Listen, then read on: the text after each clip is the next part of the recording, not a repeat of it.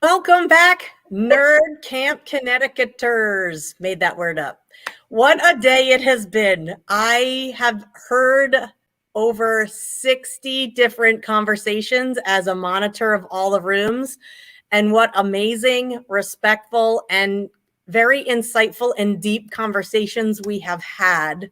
I've done my math and totaling, and I wanted to let you know that through this event and starting today, we have raised over $2,200, or we have purchased or will purchase 147 books for our diverse book grants for the 21-22 cycle. I appreciate that.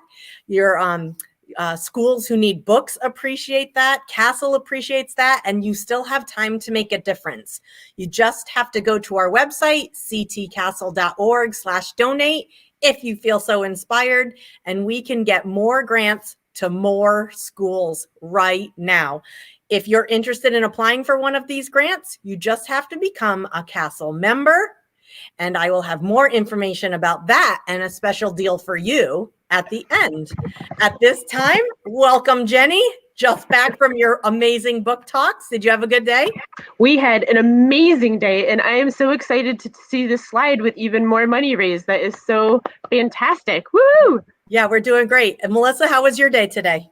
Woofda, it was amazing. I moderated 3 panels, and I got to pop into 2 different sessions during the third session. And it was amazing. There's so many, just like you said, Barb, so many amazing conversations and ideas and things that have inspired me. And I can't wait to start reading a whole bunch of new books that I have added to my to-be-read list. Yeah, I have a whole new book list to buy for the library. That great inspirational titles that my kids will be really interested in reading. So I think I'm going to let you do this next introduction, Melissa, right? Yes, I am so honored and grateful that Ellen O is able to join us in our closing of this phenomenal day with all this new learning. And she is going to talk to us about reading as a political act. And I think most of us in the audience probably doesn't really need much of an introduction to Ellen. We see her in the amazing work she does with We Need Diverse Books. She is an author, and she and I were just talking about her forthcoming book, Finding Junie Kim, which is here on the screen. I highly recommend to pre-order that and get copies of that in your libraries. It's an amazing story. And again, as John Shu, this is the second time I'm saying this, it is a story of her heart that I think she is very excited to share with everybody. So I'm going to turn it over to you, Ellen, to just let us lead us out of this amazing day with your insight and your words of wisdom. Thank you so much. Thank you, everyone, for inviting me and having me here. I'm excited to talk to you about reading as a political act. Okay, so when I was young, my parents taught me the power of books and the power that is words. I still remember sitting on the floor with my library of books piled around me, and my dad coming in and yelling at me for having books piled on the floor. And when I asked why he was yelling at me, he was like, "These books are knowledge. Knowledge is power for your brain. They are the weapons and defenses you will need to succeed in the world. Would you put your brain on the floor for people to step on?" Now, I was always a very literal kid, so the idea of taking my brains out and putting it on the floor kind of just seemed so funny to me, right? But I took his words to heart, and even now, I can't stand seeing books on the floor without thinking brains. Now, as I've grown older, I find so many of the things that my dad said to me have become much clearer. I realize how wise he was. And, like when you're a kid, you always can't stand being lectured. And then as you grow up, you realize you turn into your parents and all you do are lecturing your kids. But that's when you realize how smart and how wise your parents are. You see, because of my dad, I realized the power of books. And I realized that reading is a political act. In fact, the books that we give to our children to read is a political act. Now, we are in a time period where people shy away from the word political. They have a visceral reaction to it. But I'm here to tell you that we have to embrace the truth of it. We need to recognize what it is that we are doing as gatekeepers of children's books. Because I promise you, those that want to ban books already know this. They already know that power. They know that when they lead a protest against a book about a transgender character, they are saying the physical and emotional well-being of our transgender children are not important. When they try to censor books about the Black Lives Matter movement, they are making a political statement that what it stands for is not something that they can stand for. These same groups who protest by saying all lives matter don't see the irony of that statement that the rest of us knows is completely false, historically and to this day in this year of 2021. That if you are not white or straight or cisgendered or able-bodied, do your lives really matter? Do our lives really matter? Because it sure doesn't feel like it when you watch the news and you watch legislation that's being passed against the rights that you should have. And if they really do matter, why does it feel like such a struggle to tell our stories? Because leaving out these stories is a political act. It is erasure. And that's why the movement for diverse books is so critical. And we know this. We know this because children have the capacity for empathy. But they are not born with it. They must learn it through education and real life experiences. And what we know for sure is that books are an important part of that learning experience. That's what children's books do. They help teach children empathy. Now, when Jacqueline Woodson's beautiful book, Brown Girl Dreaming, won the National Book Award, there were actually librarians who said, I'm not going to order it because there are no Black people in my community.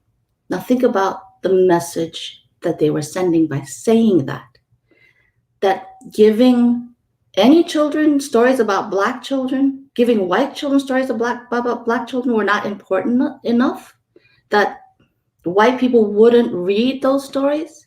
You see, what we choose not to read is also a political act. But every single one of us has the ability to change the world for the better in small or large ways, in one small political act at a time. Now let's go back a little bit. Let's talk about Ezra Jack Keats and The Snowy Day.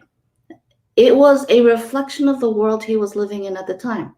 The book was published in 1962, right in the middle of the civil rights movement.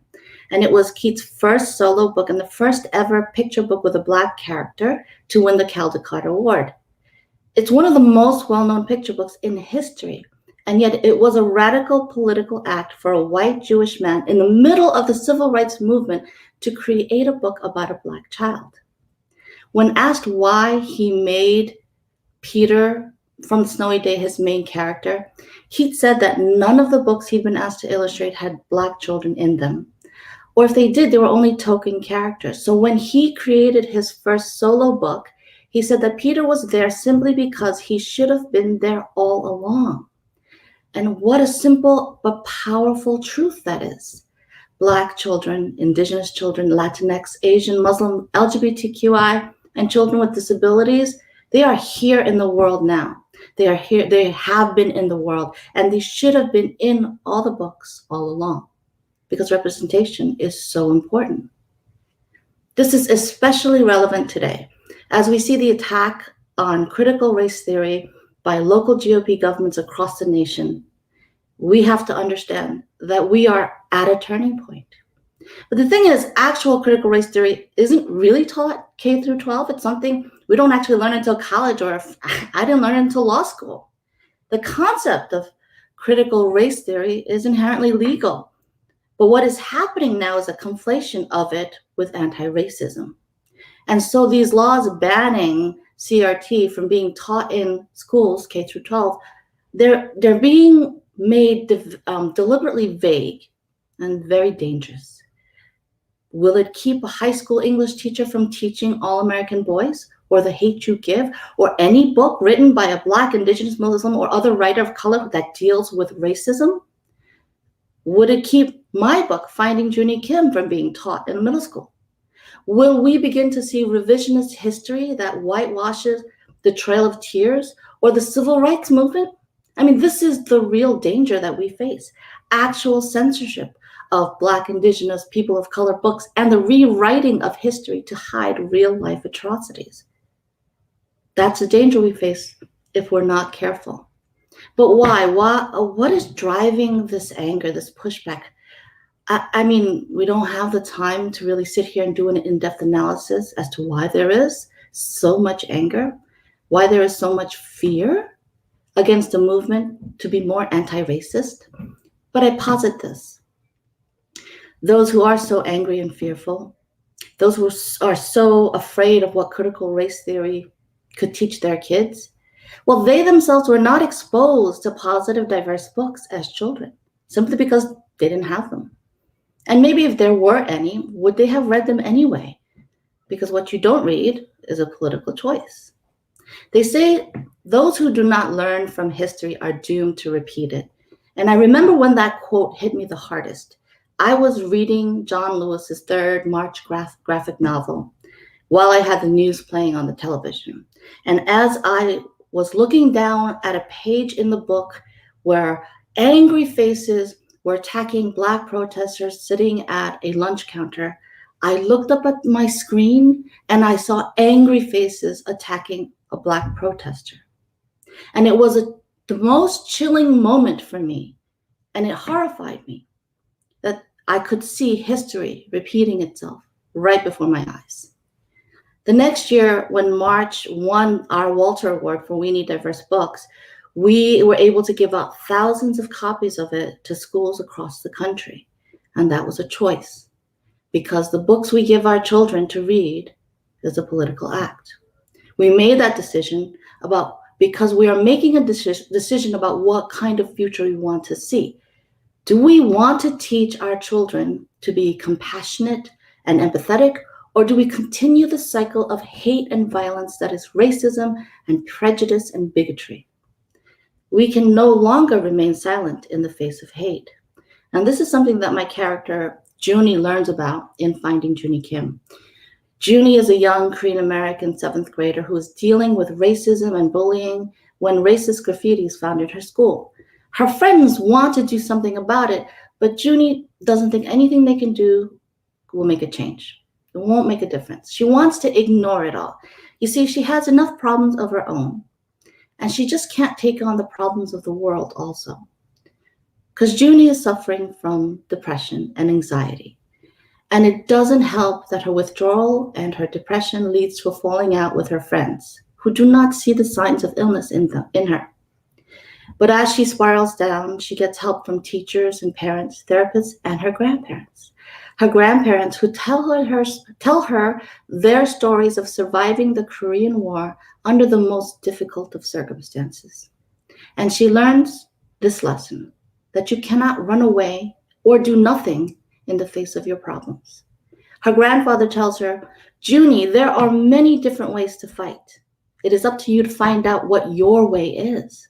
One way is not better than another, because we need all types of people if we're going to fight for a better world. The only wrong thing is to do nothing at all.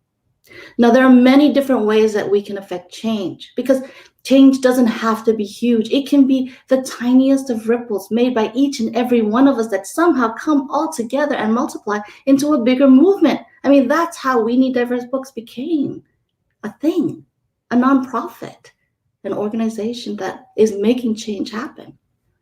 It's as simple as putting the right books into the right reader's hand.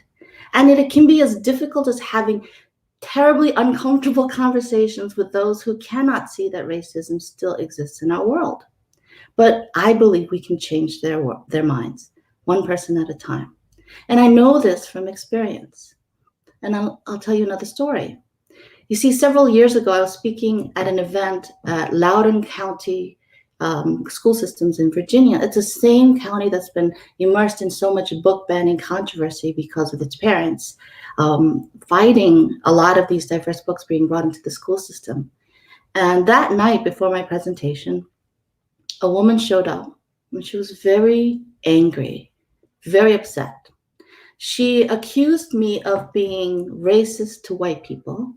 And she said that I had an LGBT agenda that she claimed I was trying to force upon her children and her school system. She had screenshot my social media posts where I cursed. I'm from Brooklyn, I curse. And then she pointed out that I was using inappropriate language when I was a children's book author. So I said, thank you. And I apologized, only for cursing. And I told her she was right, that even though it was my personal social media, I should not have cursed, and I would be more careful moving forward. And then I asked her to stay and listen to my presentation. And she did. This angry woman who accused me of being racist against white people and pushing an LGBT agenda, that was her exact words, listened. She stayed and she listened. She listened to me talk about racism I had dealt with growing up, about the depression and suicidal attempts of my second child, about the bullying and harassment of my transgender son. She listened. And after my presentation, she came up to me and she said, "You're right. I understand now. I understand why we do need more diverse books." And she gave me a hug. That moment, I realized how important it was to share our personal stories, to have those difficult conversations. Change can happen, no matter how slow it might seem. But the greatest and most effective change happens when librarians and teachers and educators and parents take the time to move from being gatekeepers to caregivers. Now, this is something that Donald Miller coined herself, and I think it's so brilliant. I think this is so important. Instead of being gatekeepers, we have to be caregivers. We have to care about our kids, because if we want to help our children become the better future that we are hoping for, we have to give them the tools they need.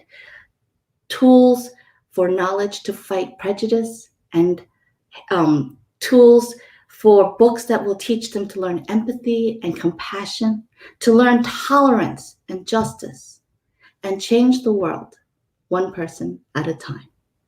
Thank you so much.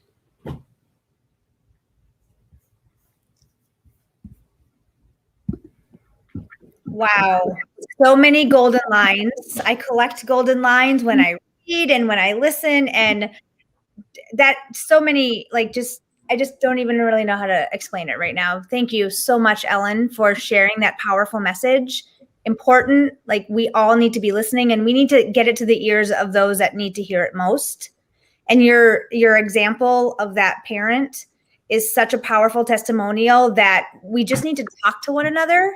Mm-hmm. And we need to listen to one another, and we need to be open, and minds can change and hearts can change. And just that idea of going from gatekeepers to caregivers is something that's going to really resonate. And it just gives me goosebumps when I even say it out loud. So thank you so much for your time and for just letting us, you brought everything together. I feel like everything that people have talked about in their sessions this morning and this afternoon, you just really kind of put it all together, and we couldn't have had a better closing Nerd Talk. So thank you on behalf of all of the organizers for nErDcamp Connecticut for being with us. Thank you for having me. Bye. Whew. All right. So we are going to end with a few different pieces of information. And it says I'm sharing, Barb, but I don't. There we go. Let me go and I'll present. So one of the things that we want to share and tell people is that you do not have to be a librarian or even a resident of Connecticut to join our amazing organization, because Barb and Jenny and I and Margot and Laura and Val, the exec, like the core exec board, and all of our exec members that helped with nErDcamp, we are a very collaborative bunch, and we would love if we had additional members. And we are offering something new based on our nErDcamp success for the last 2 years, we now have an author membership. And if you are an author, both Connecticut and outside of Connecticut, and you want to be part of our inner workings and participate in a PD that we offer for free and deliver professional development or different webinars on topics of you're passionate about, you can join as an author. And then we're having a special today for anybody who's watching out there, a nErDcamp CT membership. So if you have registered for nErDcamp 2021 and you are interested in staying involved with us, we have a membership for you as well. And you can go to our website there on the slide to sign up. So let us know if you have any questions, and I hope that you decide to join us and continue our mission of spreading all of the messages that we have shared today. So you can go to the next slide. Oh, wait, I can go to the next slide because it's me. Barb, do you want to talk about this one? Yeah, so many of you have received t-shirts. I mailed them out Tuesday and Wednesday. There were a few I didn't I had to reorder. I drop shipped some right to your houses. We have some that'll be picked up in person. So I just tracked the shipment. My last 15 t-shirts are coming in on Monday, and I will ship them out and mail them on Tuesday. Those will go out to those of you who asked for shipping. And then I have 2 in-person pickup locations. I promised you Middletown, so I'm going to take my beach chair out to the Middletown Library Service Center. I'm going to hang out with Kim for a couple of hours, and I'm going to hang out, give out some t-shirts there. Or you could come to our June 21st Castle Social. We'd love to see you all there. The 3 of us tested the 12% beer project out a little bit. Have you guys been back? You went back without me, right? No? Okay. So we're going to have a kind of a literary party there. We'd love to see you there. I'll have the t-shirts in the back of my Mini, and I'll be handing them out if you haven't picked them up. And if I don't see you by June 30th, I'll throw it in the mail to you. And I also want to say that social at the end of the year, we would love to see as many of you as possible. And we are going to be celebrating Barbara Johnson a little bit because she is on her way out as president of Castle. She has served for a long time in many capacities, and she has been an amazing, amazing leader for our organization and has done so much to connect us all. And we are so grateful. So come to celebrate her as well. So I hope to see a lot of you there. And we're going to try something again. Last year, I remember during the closing, I actually, as we were talking, I kind of set this up. I wanted an exit ticket that I wanted people to try out. So we're going to try it again. There's 2 questions that I want you to share your answers to, and it's going to hopefully show up on our screen as we do it. So Jenny or Barb, I don't know, if you have the links open to Facebook and or YouTube, put that in there, because I am going to get out of this slide and I'm going to actually go to the Slido. And the first question is already active. So the question is, what is something you are taking away with you from today's experience? And if you go to that link, slido.com, and you put in our number, the code that they will be putting in the chat, I think. I have it open, so I can probably, there you go. And then the code that we need, which was 909164. There you go.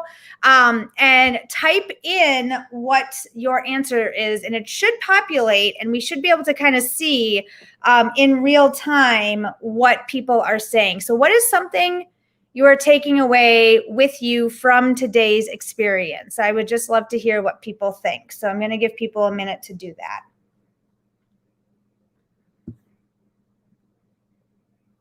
I'm going to refresh. I think it populates automatically, but.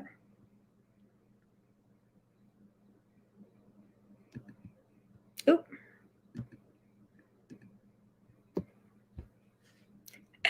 Being fierce is a good thing. Awesome. I'm so sad I missed that presentation live. I'm definitely going to watch the recording of it. I have a lot of book to read this summer, hope and inspiration. Oh, thanks, Dave. You rock. It's going across the bottom of our screen. You are like in real time. That's fabulous. So I'm going to make the second question active now. Sum up your day in one word, and it will create a word cloud. And I love this website. It's free for what I am doing. And I use it with students sometimes. I use it with professional learning often. It's a great exit ticket. And this is creating our word cloud. And the bigger the word, the more times that response was given. So amazing, inspiring, joyful, have pride, listener, passion, positive, brilliant. So all of those are definitely things that I agree with. So connection, definitely. Encouragement. I think connection is one of the most powerful things that I'm taking away. I always connect with people that I know from outside of this or from other events, and we get to see each other during this.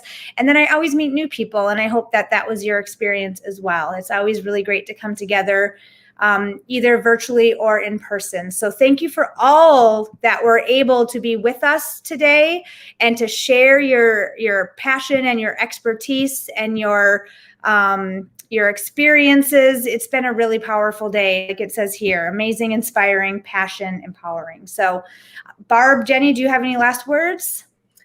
Just thank you. And I'm going to go put my feet up. I only fell off my rolly chair one time. I'm proud of myself. I fell off one time. Yeah, I definitely am having a nap. Have a great day, everybody. Thank you so much. Melissa, Jenny, amazing day. Your team did an amazing job. Val, thank you to you and the kids. nErDcamp Junior was so amazing. I got screenshots. I got video. I'm sending it to you all, guys. Have a great afternoon. Thank See you. you later. Bye, Bye. everybody.